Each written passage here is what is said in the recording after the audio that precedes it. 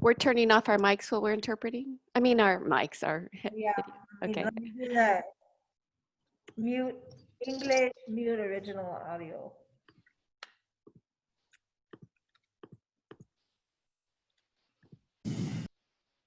Okay. All right. We'll go ahead and get started in 3, 2, 1. Taigwe ituno ena atiaono. Greetings, sisters and brothers. My name's Roberto Mucaro Borrero. I am a Taino from the island of Boriking and president of the United Confederation of Taino People. And I have the honor of being the moderator for this final webinar in the IITC series, Indigenous Peoples and COVID-19. Today's webinar is entitled Dialogue with the United Nations Special Rapporteur on the Rights of Indigenous Peoples, a global overview on the impacts of COVID-19 on Indigenous peoples. I'm just going to pause just for a moment. I'm going to give some instructions on how to use the Zoom webinar feature, but I just also want to just convey the message I just shared in Spanish as well, so that folks who have not engaged the translation feature will be able to understand it. So English speakers, please just give me a moment of your patience. Bienvenidos a todos. Mi nombre es Roberto Mucaro Borrero. Soy taíno, indígena taíno de la isla de Boriking, y soy el presidente de la Confederación Unida del Pueblo Taínos. Tengo el honor para ser moderador para el seminario web de hoy día, diálogo con el relator especial de las Naciones Unidas sobre los derechos de los pueblos indígenas, visión general sobre los impactos de la COVID-19 en los pueblos indígenas. Y espera un momentito, voy a explicar algunas instrucciones para la función de interpretación de Zoom, pero voy a empezar primero en inglés y después en español. Okay, for the Zoom webinar interpretation feature, just give me a moment and I will share my screen with you all.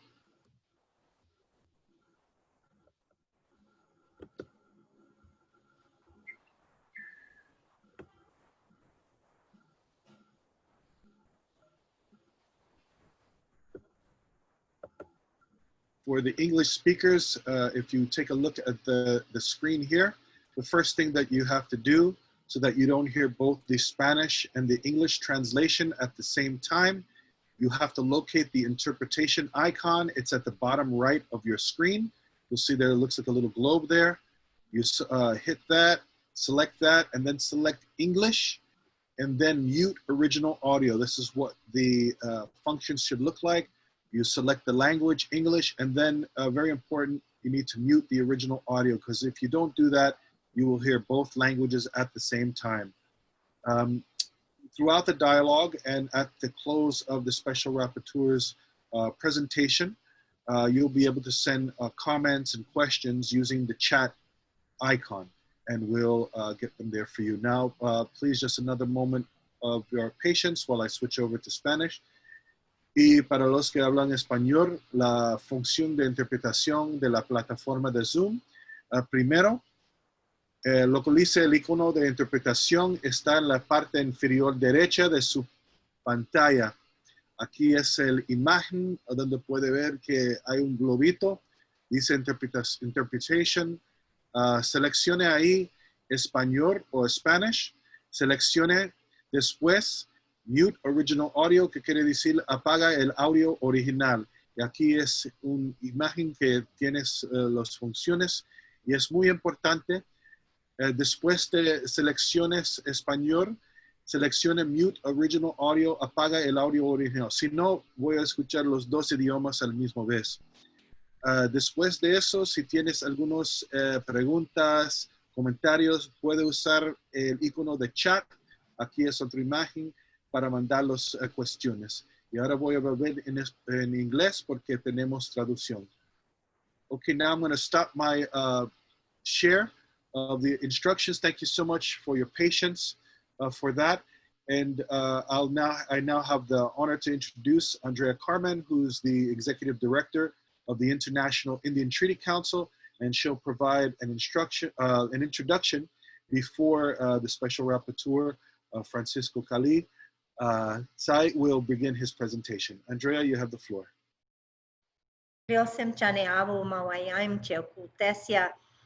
Thank you very much, and it's an honor to be here and to be able to be here with you all. First of all, I would like to say that I wanted to extend my profound thanks on behalf of myself and my family.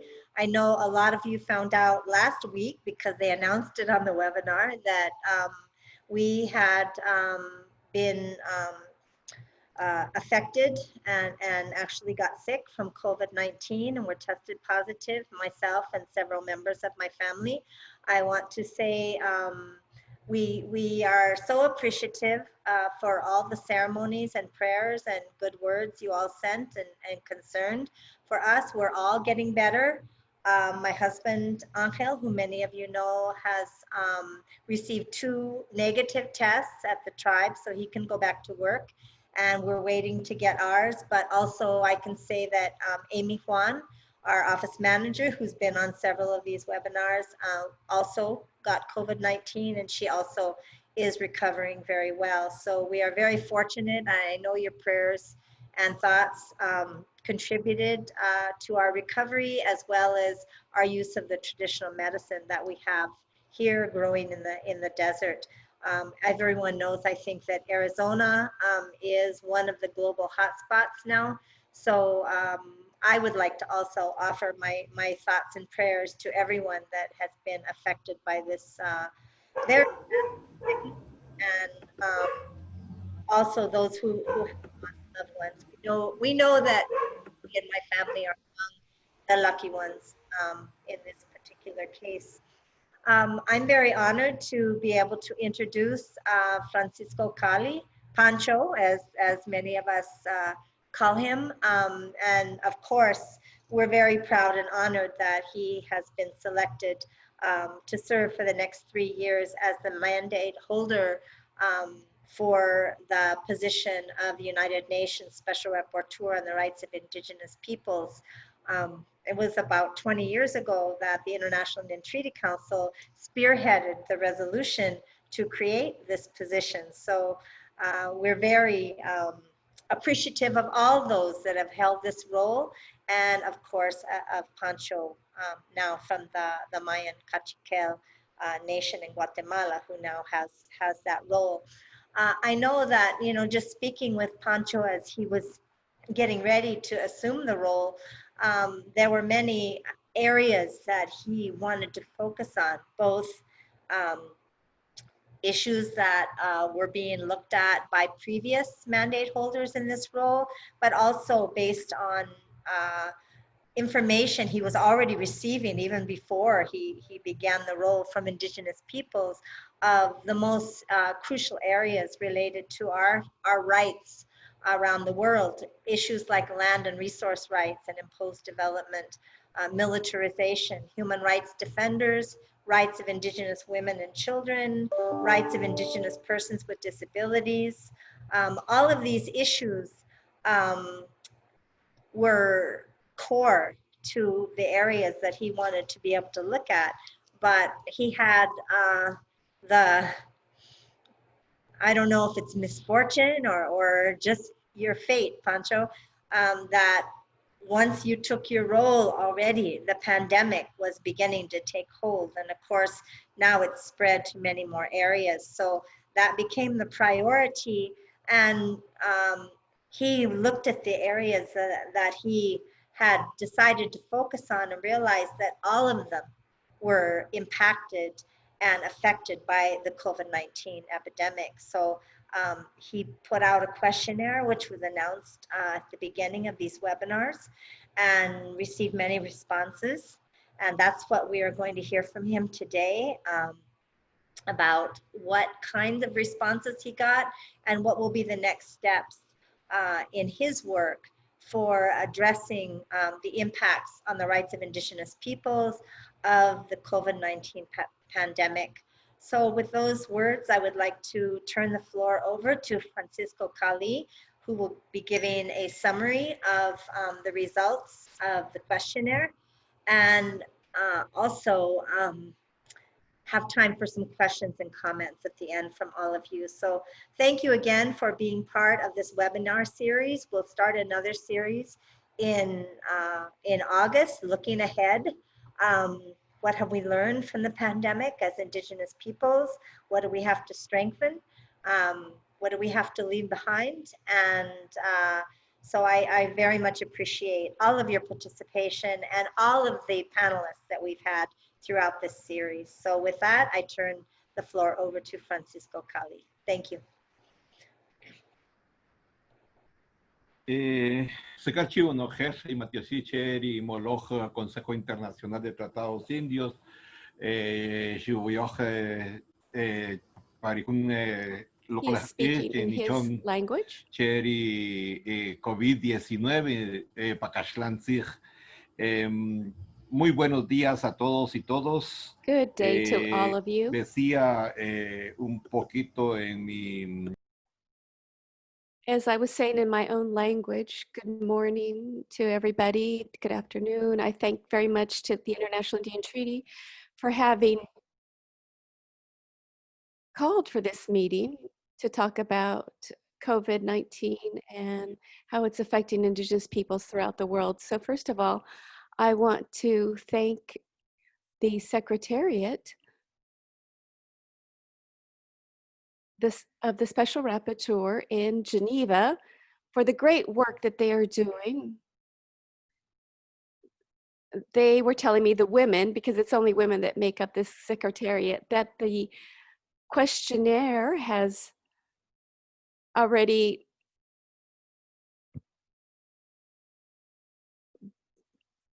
broken the record for all the response that we've received to this questionnaire. We have received from Indigenous peoples, from NGOs, governments, specialized agencies, and including from the High Commission, we've received more than 150 documents concerning this topic.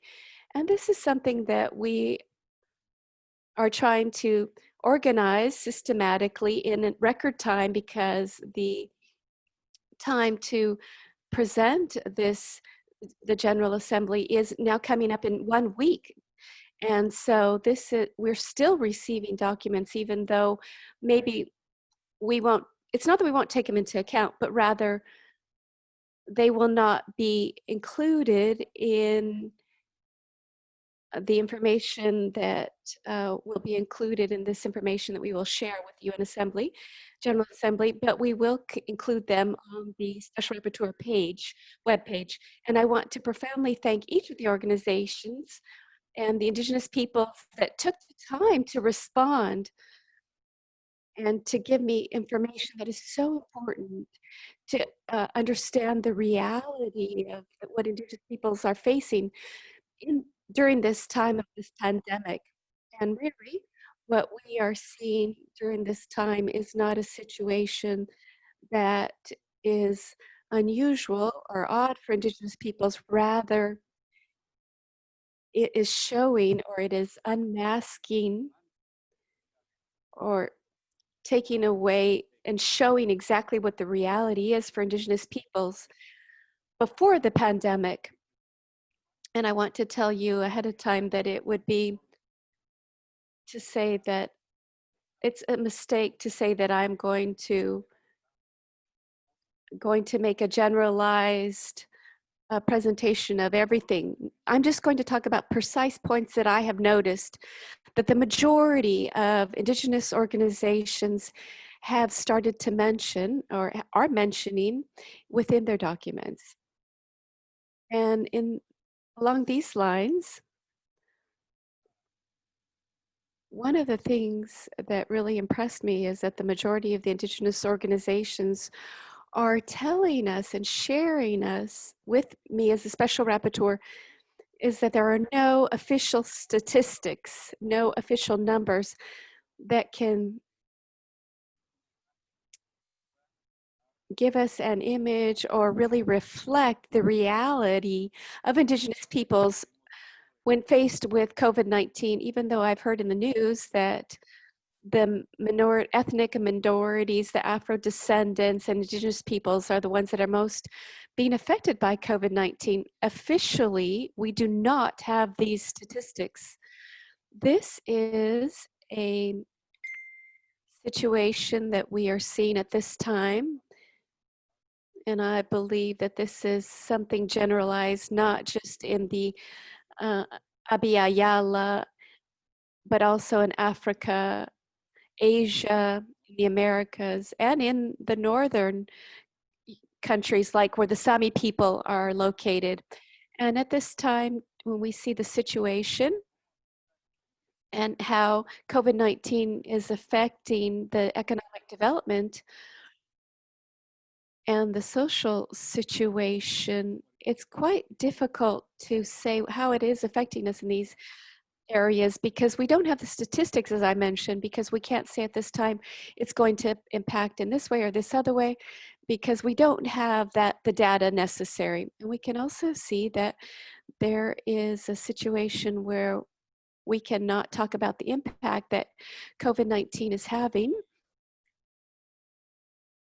on the cultural issues that, because it's too early to say or to predict how this will affect future generation of Indigenous peoples.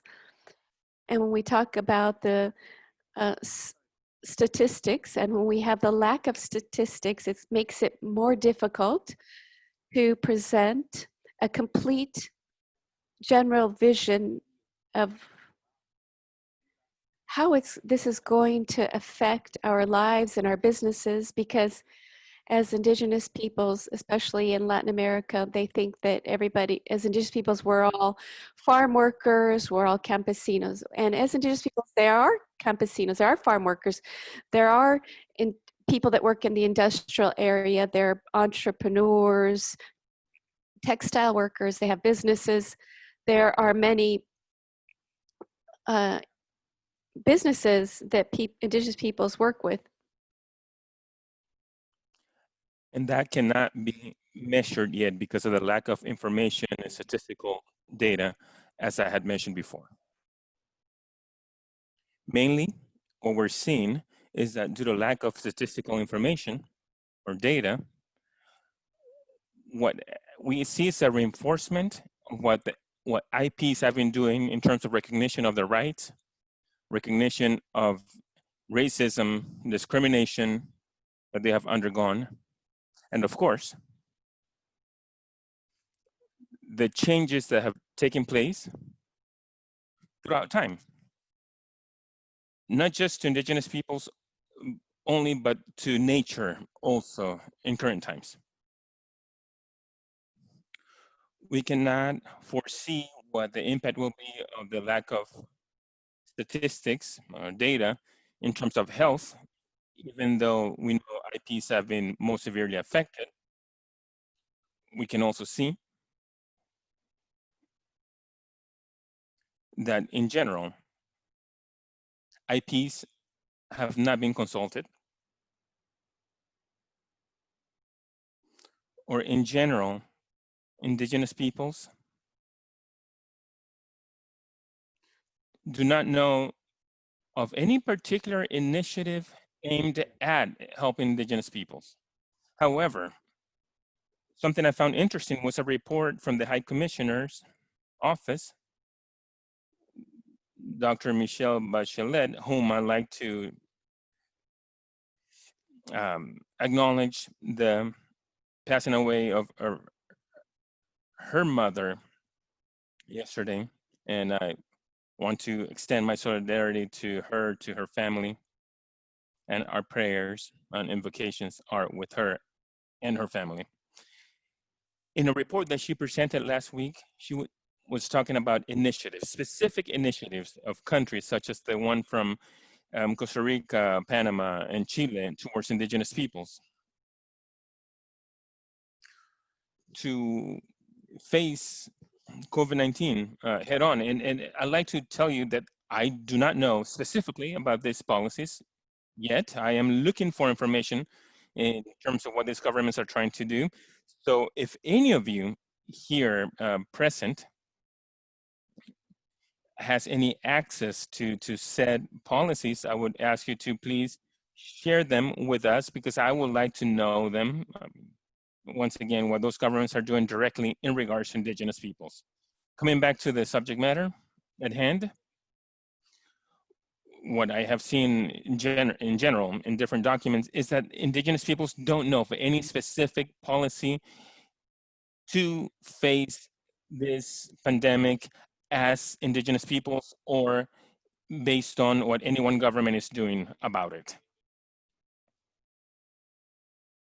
We can also say that many have been infected among indigenous peoples. However, the data or the statistics are not as available at this time.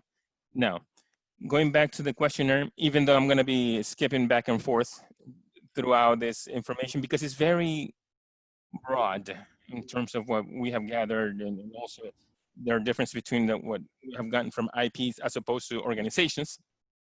Well, in terms of how indigenous peoples organizations have seen information being shared in terms of how to face COVID-19, well, one thing we need to keep in mind is how the information also has been spread throughout the communities, indigenous peoples communities. One question that was asked about it being in indigenous languages. So what I did receive, though, is that in several countries, the information is being transmitted in native languages on television, on the radio. However, still, many have shared that a lot of this information needs to be shared in indigenous languages still. This is an issue that is more so general, or throughout is the case. Also, information is being shared in writing, particularly in terms of medical or health information, and it has been in pamphlets in Latin America specifically. If we analyze how many people do not know how to read, it's important to keep that in mind. So yes, it's important to strengthen indigenous languages to share information. However, they will not be able to read the information, because if they are not trained to read the national language, let's say, now imagine if these policies are shared in their languages, because these governments have not been pushing for this to be done this way historically, so this makes it a bit harder. However, I am grateful that some countries have been trying to push for this information to be shared in indigenous languages.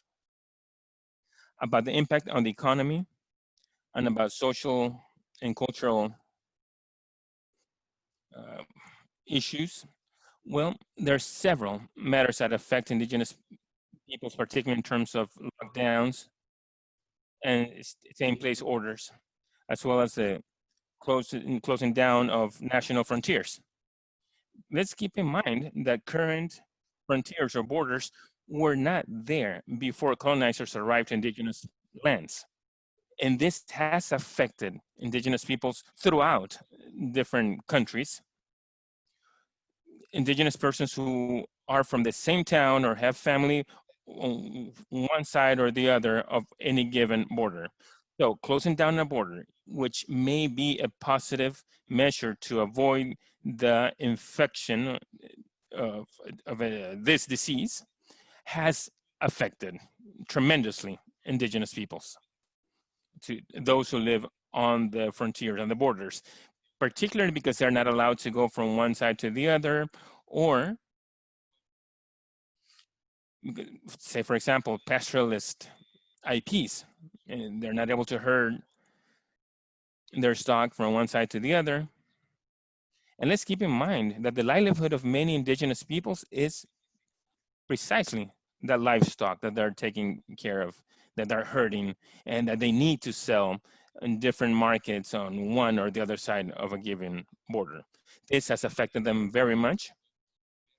And it's something that I can see, particularly in the reports that I've received, as something that that this closing down of borders has affected. Something else is that there are some IPs that are semi-nomads or nomads who are also being affected due to lack of access because of the closing down of a frontier, of a border,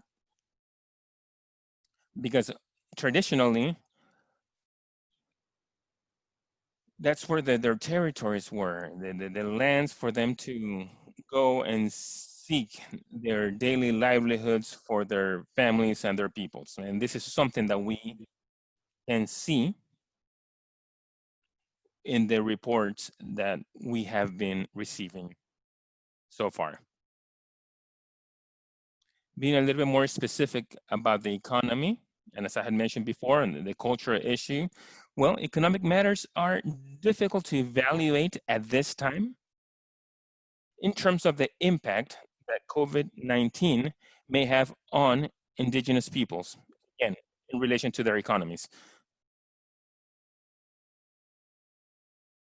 So there are places, particularly in Latin America and Asia, in which the population mainly work out of the selling the crops of or agricultural products of their lands. So many times, because of the lockdowns or the same place orders, they have not been able to sell their products. Many of them have been lost, have gone to waste, precisely because of the lack of free movement, because of the measures to stop the spread of this virus. So we can see that indigenous peoples have been affected economically by COVID-19. Let's also keep in mind that indigenous economies are mainly based on local production, small scale, and family-based. And the measures that the states have applied don't take into consideration this small companies, but they're thinking of helping the larger ones. So they're looking at the larger macro national economy as opposed to the smaller economies that help indigenous peoples historically and currently. Now, in terms of culture and language, let's keep in mind that indigenous peoples, in most cases, I would say 95 to 97% of the cases, IPs do not have their own funding and they depend on funding from the state, which makes the situation more difficult, particularly when it comes to strengthening culture and languages. So it is important to see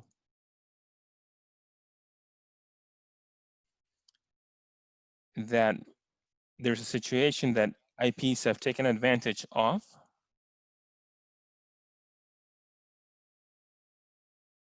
which still affects them, affects IPs anyways, though, because let's keep in mind that IPs, I mean, the knowledge, the traditional knowledge, it gets passed around in and its transmission, it's intergenerational, right? Therefore, let's keep in mind that COVID-19 is mainly affecting the elders, who are the ones in many communities to transmit said knowledge. Thus, even though at first I was saying that it's a little difficult to see what the impact of COVID-19 will have on our cultures, well, what we can see though, that the loss of the elders, male and female, in our communities is something devastating, particularly for traditional and ancestral knowledge of indigenous peoples.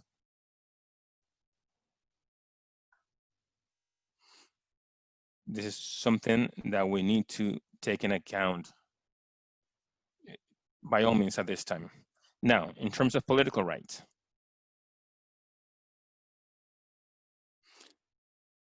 the staying in place orders, lockdown orders, which again, they are positive measures to avoid massive contagion. These affect indigenous peoples because our political rights are discussed in our assemblies, and this is not being allowed at this time because assemblies or gatherings are not permitted, even less so communal ones. So what has been caused now is that decisions are not being taken. Free, prior, informed consent, it's not taking place. So we can reach different consensuses. And in this regard, IPs to avoid to fall back because of it being happening because of COVID-19. They're now trying to take advantage of technology. They're communicating now through technology such as this one, the one we're using at this moment. However, it's also important to mention that there are some governments that are taking advantage of the situation, and they want to do free, prior, and informed consultations using these means. And when we remember what free, prior, and informed consent, it cannot be done electronically. It's not just about one family, one individual. Rather, it has to be done in a community fashion. And this really is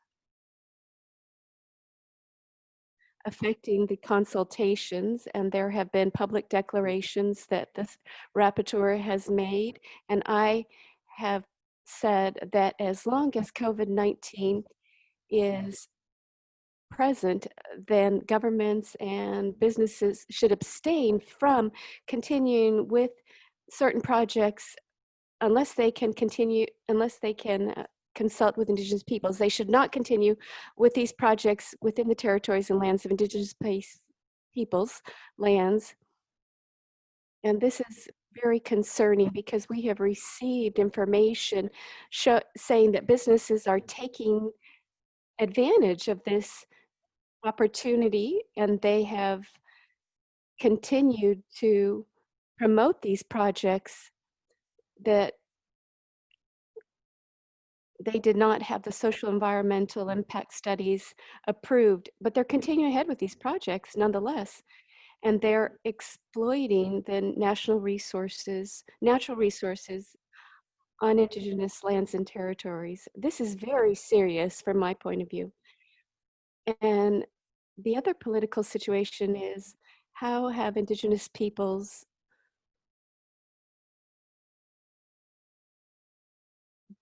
not being affected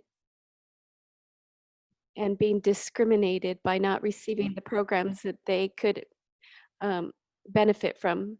Many of the indigenous peoples have told us that they have not received an invitation to participate in the government's programs, and especially about the measures that can be taken to avoid COVID-19. This is a generalized issue, and this is something that is affecting indigenous peoples because we are not being taken into account. We are not being invited to participate in these discussions. The information that I have received, they have not had any consultation with indigenous peoples.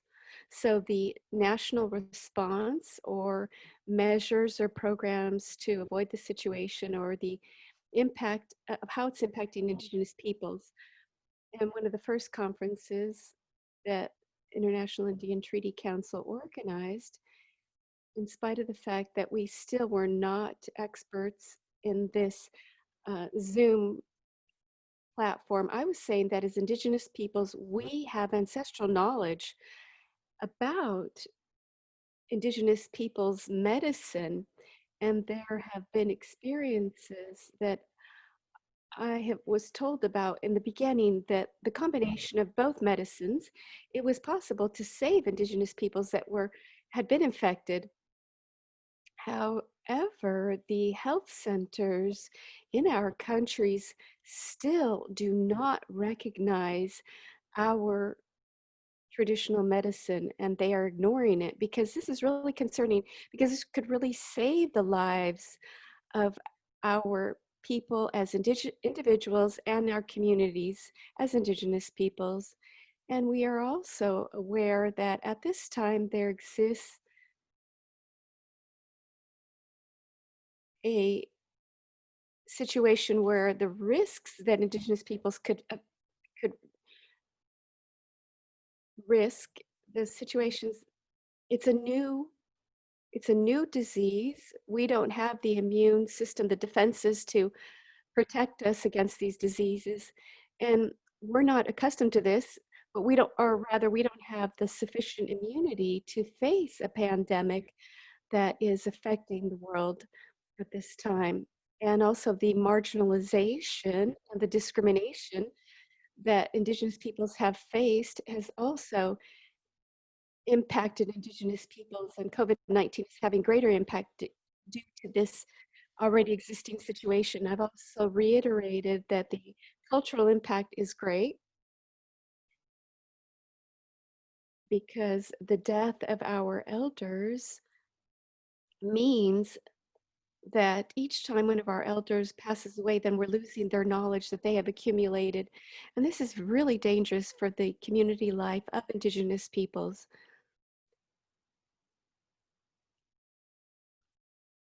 However, I do believe that there is an important factor because Indigenous organizations are practicing their resilience measures, and they are in everyday life in their communities. They tell us about the positive things, how community life helps them, but also their solidarity with other communities has been helping them. And I think I'd already shared with you in one of these other um, webinars that IITC had earlier on.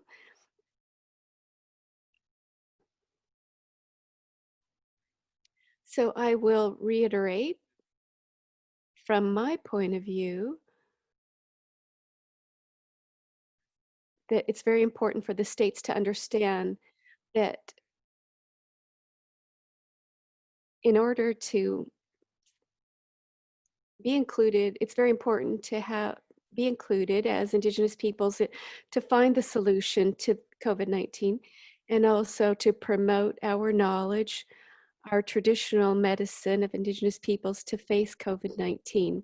It's important that we be included in the measures for this solution. And it's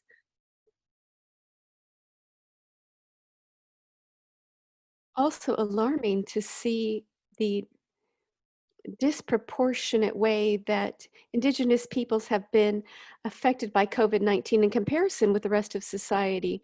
It's alarming to see the statistical data that we have seen and online, how we are being affected disproportionately,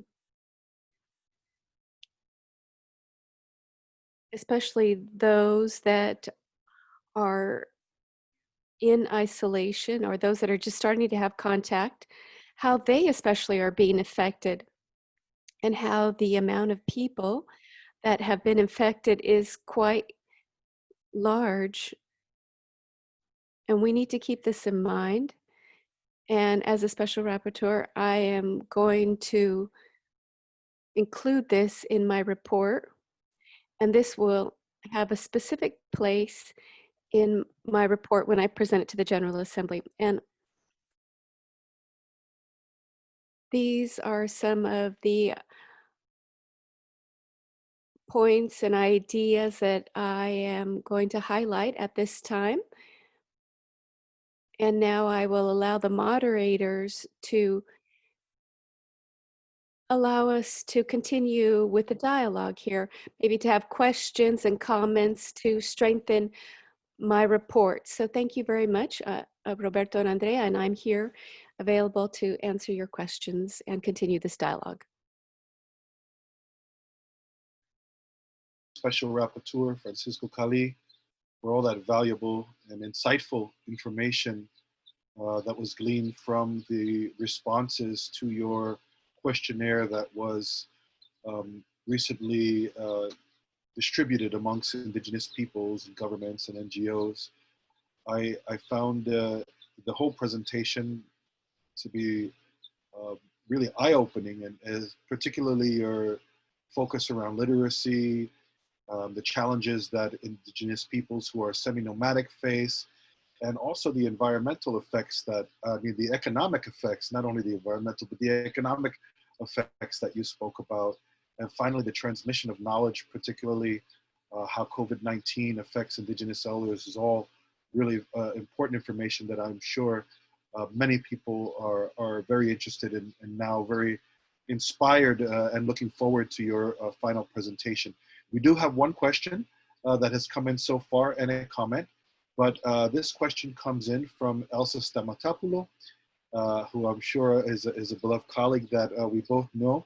She's the co-chair of the International Commission on the Chittagong Hill Tracts. And she asks you in particular, how does the Special Rapporteur see the intersection of the pandemic and aggravated violence against indigenous peoples in conflict situation? She also asks, what paths could the Special Rapporteur see and recommend for any positive solutions within and through this pandemic? The International Commission on the Chittagong Hill Tracts has expressed grave concern about the continuing and the ever more provocative violations of human rights in the CHT, and sent a public statement to the Special Rapporteur. So we wonder if you have comments on that particular question, or questions, rather. Well, I think, thank you, Roberto. I think that, as I said in my general comments, unfortunately, the pandemic has been affected, especially indigenous people. And the thing is that the intersectionality between the violence and the pandemic is a reality. Because the people who are interested the conflict or the situation of conflict is continuing is taking advantage of this situation, and they are trying or they are taking advantage of the special measures that the state has been taking to prevent the spreading of the illness. So I think that that's why it's very strong, the intersectionality that had the COVID-19 pandemic and also the violence that is taking place. And we have to take in account also that it's not only in conflict or conflict situation.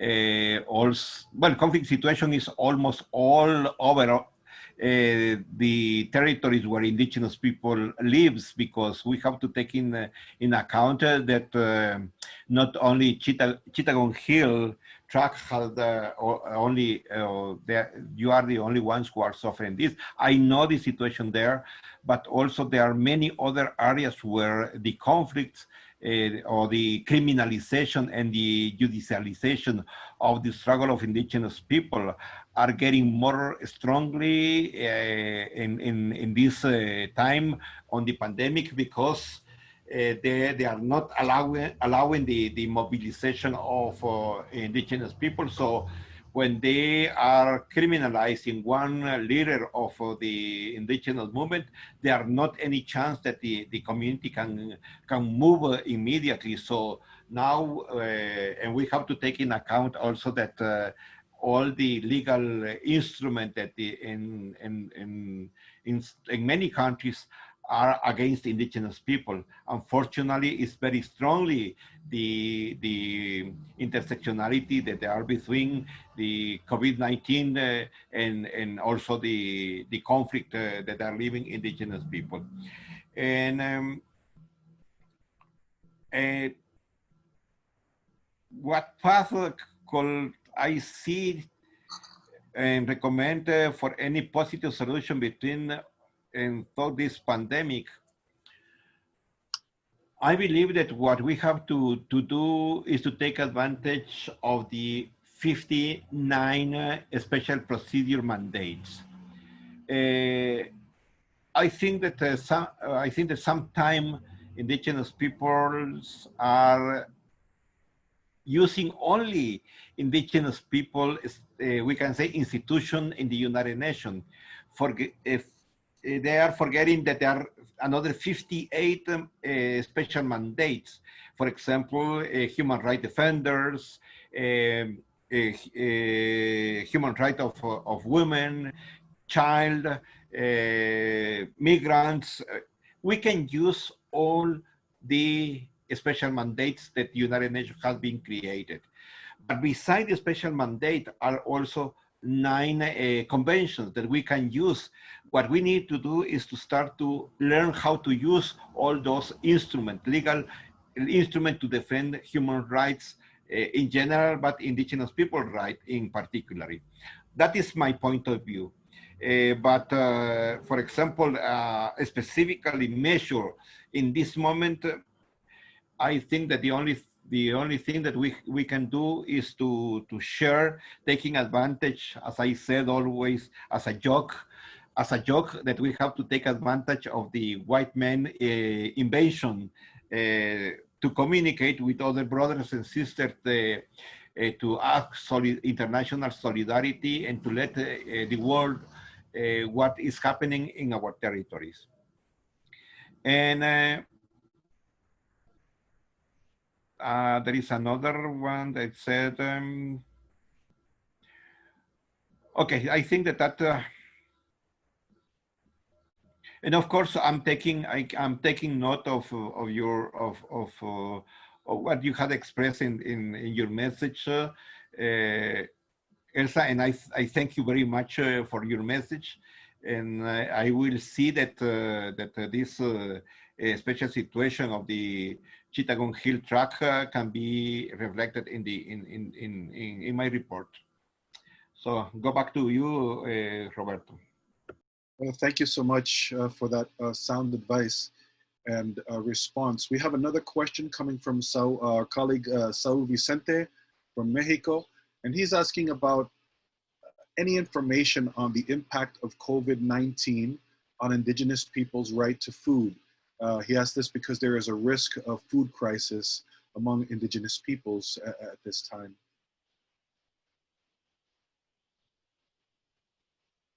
You're on mute? Yes. Yo creo que sí, Saúl.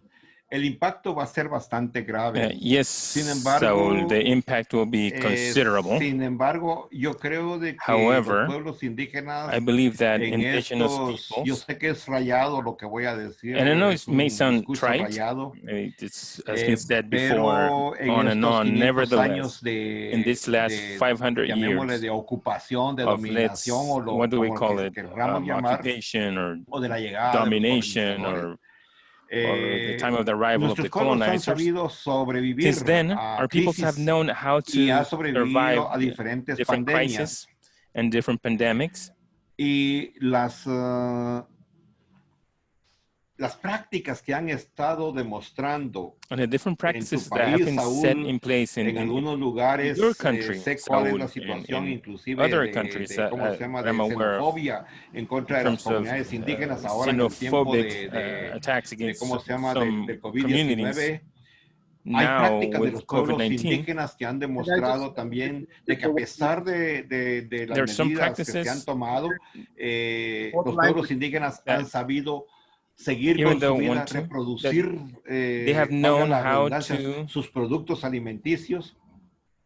Y yo work creo with their que hay products. proyectos especialmente en México. In some projects, Y particularly in quiero saludar a Mexico, mi hermana and I'd like Alicia to por el proyecto que ellos están, say hi to my sister Alicia. están impulsando y están It's a fortaleciendo en project that are Tlaxcala. strengthening Creo de and they're que el rescate de making las into semillas bigger scale. tradicionales, las semillas naturales de And I nuestros pueblos, think es una de that las medidas en las cuales nos va a their ayudar seeds and a natural salir seeds adelante of a una our crisis peoples are going to help alimentaria us como la que estás face planteando. a Yo crisis sí such as the tengo one that fe en you're ese mentioning. conocimiento ancestral de I'm nuestros faithful pueblos. in that. I have Entonces faith yo in the creo de ancestral knowledge of our que peoples. es una situación que por I supuesto va a believe it's a afectar situation which, y va a yes, afectar will muy grandemente, pero aquí affect es donde entra severely nuevamente la práctica de esa many indigenous peoples, solidaridad but here's comunitaria where entre los pueblos being indígenas. or Una having that cuestión solidarity among muy indigenous peoples will be directa key. que pueda yo ver para el futuro es algo difícil. Something that I can Estoy directly respondiéndote así see that will happen instantáneamente por exactly about the experiencia future, que he well, visto en los diferentes lugares. that's Espero difficult que esto te pueda ayudar, to Saúl. do. But I Te regreso a expect ti, that to be the Roberto. case, and I really hope that that will be the case, Saul. Roberto, back to you. Yeah, thank you. I just want to stress that in the last bit of the dialogue, we were hearing both languages at the same time. So you may have to stay in one channel and then have the, Yes, thank you. I'm sorry for that. Yes. So yeah, we do have a few other questions, and this next question came in from Nick Cross, and he asked if state or government inaction around COVID or encouragement of natural resource exploitation, despite the threat of transmission, amounts to genocide against indigenous peoples. Again, the inaction and the encouragement of the extraction of natural resources, despite the threat of the pandemic, does that amount to genocide against indigenous peoples, in your opinion?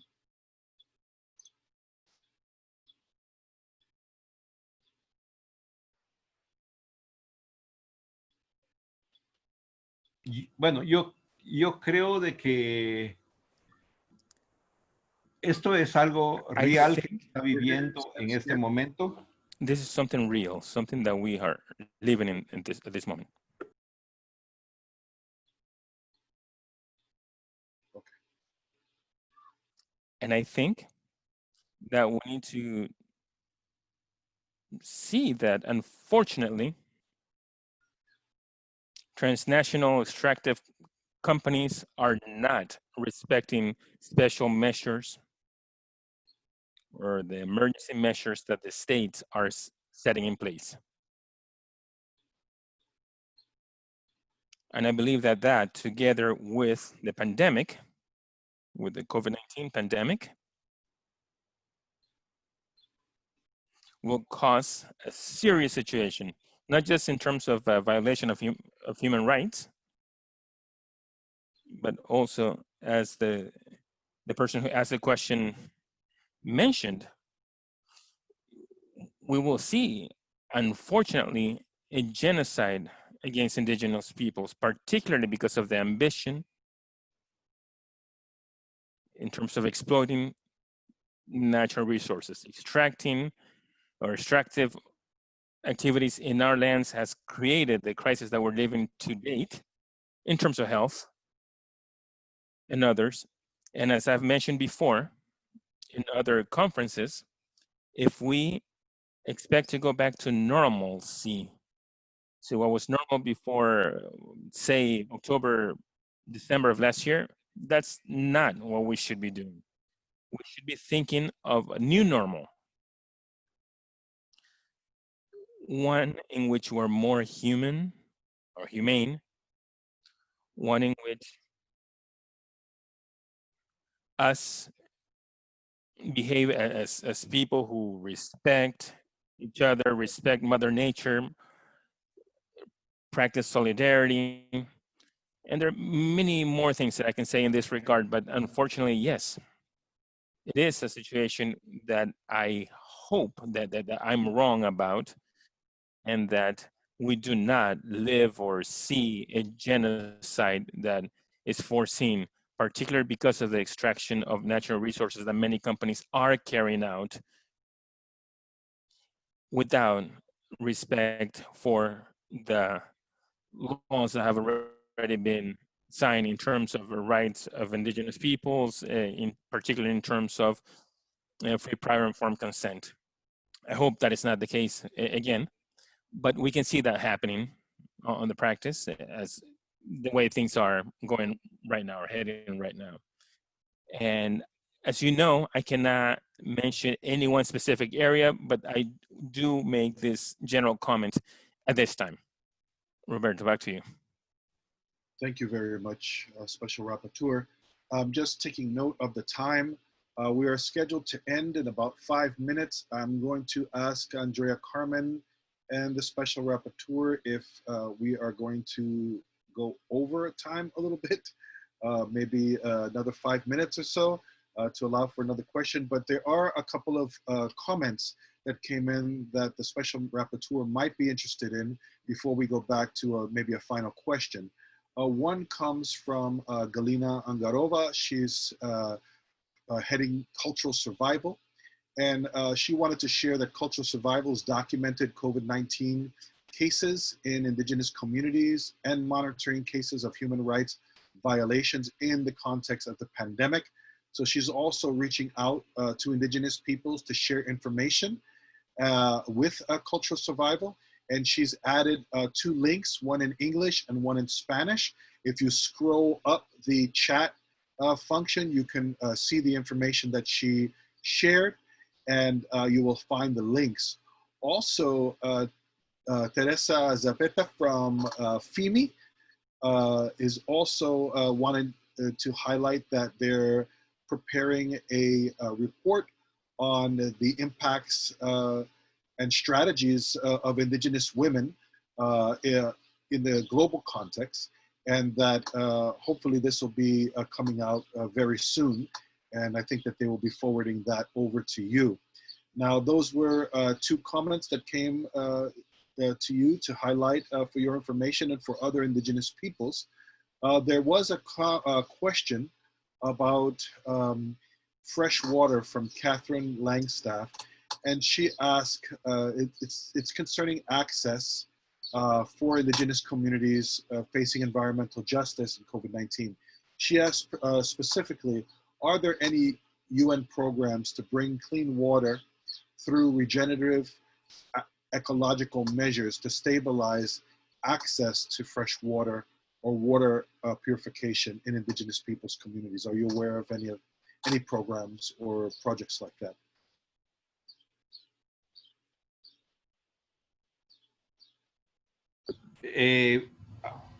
Sí, creo de que. Yes. We're hearing you again, Francisco. Yeah, I know.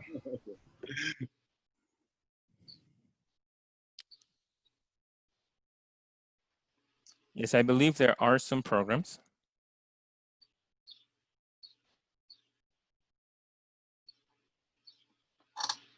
Particularly, UNICEF specifically, I think, is developing a program, one specific one about access to water.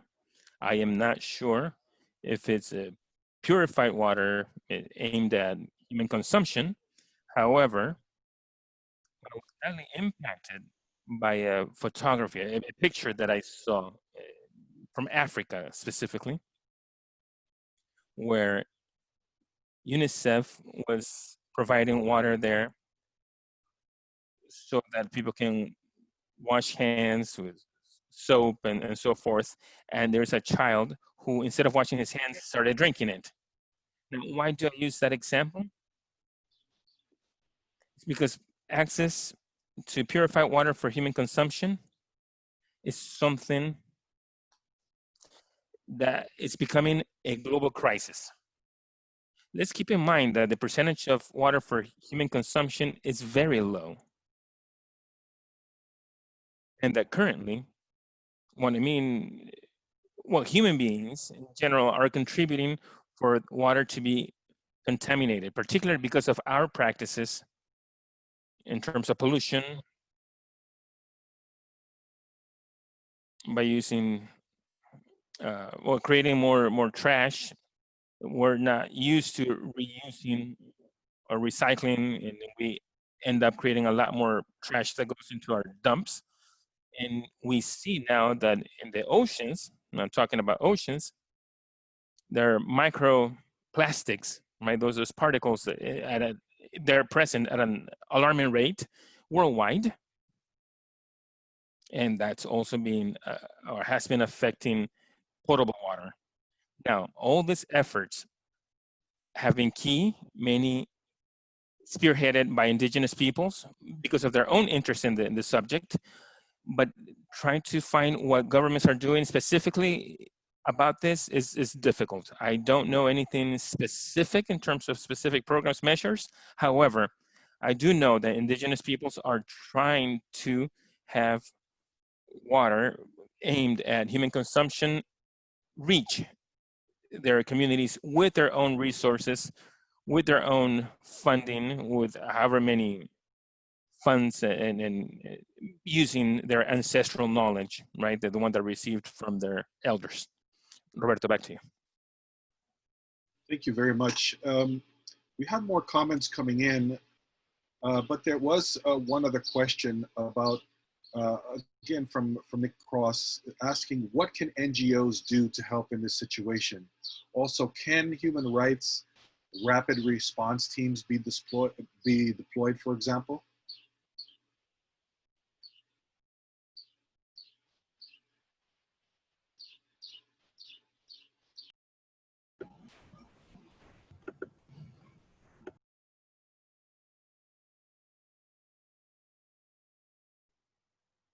NGOs at this time,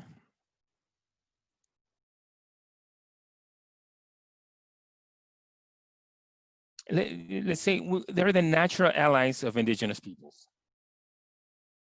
I've always thought that NGOs that want to help IPs are welcome in our communities, so long as they don't take on a role of representing IPs, but serve as a simple instrument in helping us in our struggles, in our fights.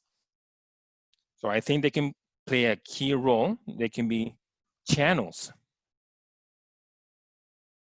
of the complaints or the requests that are coming from indigenous peoples. So NGOs have always played a key role in helping us gather support to the recognition of the rights of indigenous peoples. And this last question, Roberto, if you can please repeat it. I wasn't able to get it completely. Yes, he was asking about the possibility of human rights rapid response teams to be deployed. Is there anything like that within the UN system?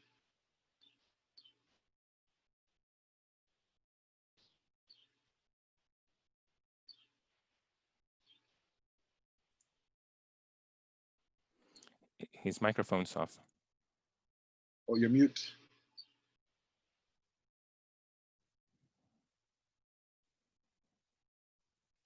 Francisco, todavía no se lo escucha.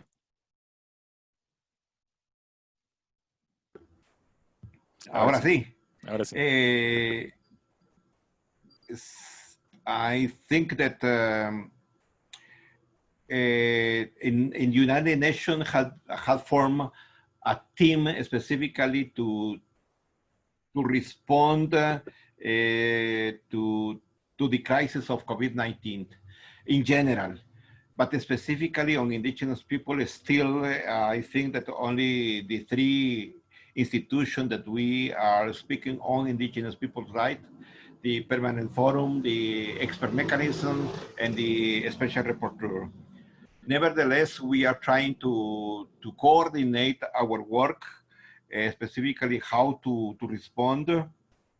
But as you know, United Nations is not, I think, the only one that can respond almost, not immediately, but because we have to respect the process that United Nations has created to respond into a case.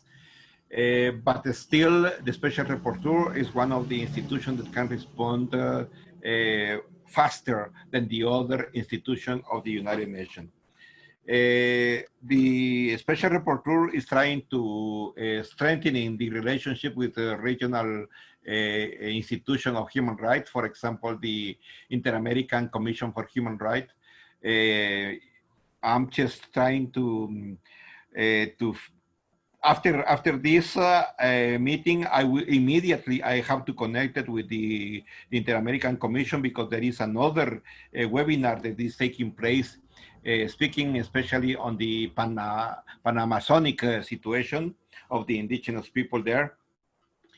And that is something that we are trying to do. But to respond immediately, I think that in the America continent is only can respond immediately the Inter-American Commission.